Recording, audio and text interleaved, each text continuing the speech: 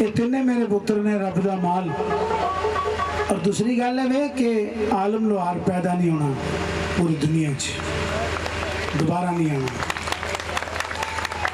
लेकिन निस्बत इन्होंने कदी मैं नहीं दसिया, कदी मैं नहीं गाना दसिया, ना इन्होंने अंदाज दसिया। इन्हों के ब्लड च जीन्स दे विच ये रब दी शान है कि जिस जिदा बूटा होंदा उहदा फल बोलता है कि केड़ी नस्ल दा है। सो मैं सब तो छोटा मेरा जरा पुत्र है नाम निस्बतन मैं रखिया आलम लोहार जूनियर। डॉक्टर बन रहा है, एक इंजीनियर बन रहा है, कहता मैं बिजनेसमैन बनांगा। रियाजा तुहानू रब जिंदगी दे खैर रखे, जिथे पैर उथे खैर। 1 2 3 4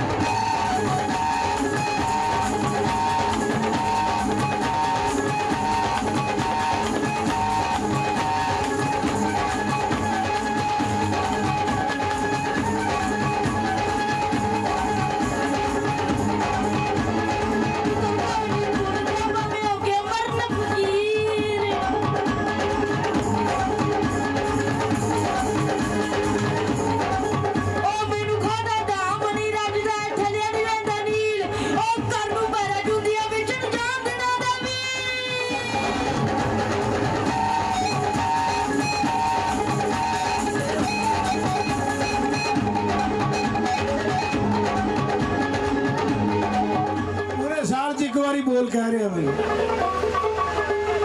बंदे गा गा मर जाते ने आवाज़ बनाने इनू कहते नस्ल एक घोड़ा सी मेरे वाले साहब दसदे सन एक घोड़ा है जिन्होंने सारा दिन छमका मारते हैं 7-8 हज़ार 10 हज़ार का लभदा है एक घोड़ा है जो 35 लाख डॉलर का है वो कहते एक घोड़े का मुल नहीं वो नस्ल का मुल है हाँ ये ताड़ियां जरूर होनी चाहिए